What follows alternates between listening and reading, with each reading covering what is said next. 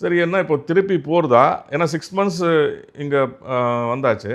அங்கேயும் திருப்பி எல்லா கான்ட்ராக்ட்ஸும் ரினியூ பண்ணணும். அங்கே பெரிய பிஸியெல்லாம் கிடையாது.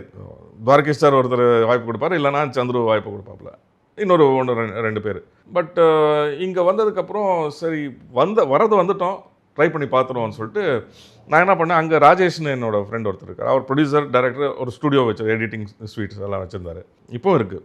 அவர் என்ன பண்ணார், நான் நடித்த சீரியல்ஸ்லேருந்து ஒரு சின்ன சின்ன சீன்ஸு எல்லாம் எடுத்து கம்பைல் பண்ணி ஒரு ஷோரீல் மாதிரி. ஆமாம், அப்போல்லாம் விஹெச்எஸ்.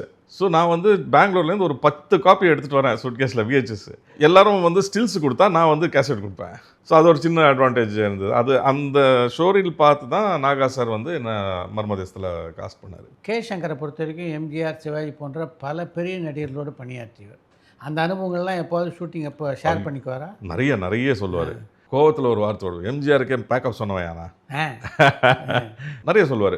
சிவாஜி சார் ஷூட்டிங் முடிச்சுட்டு எம்ஜிஆர் சார் ஷூட்டிங்குக்கு வரும்போது ஏதோ ஒரு ஷார்ட்டுக்கு வந்து 1 மோர் கேட்டாராம். எம்ஜிஆருக்கு யாரும் 1 மோர் அப்போல்லாம் கேட்க மாட்டாங்கன்னு கேள்விப்பட்டேன். அதுக்கப்புறம் வந்து இன்னொரு 1 மோர் கேட்டாராம். அதுக்கப்புறம் கூப்பிட்டாராம், சங்கர் அப்படின்னு சொல்லிட்டு தோளில் கை போட்டாராம்.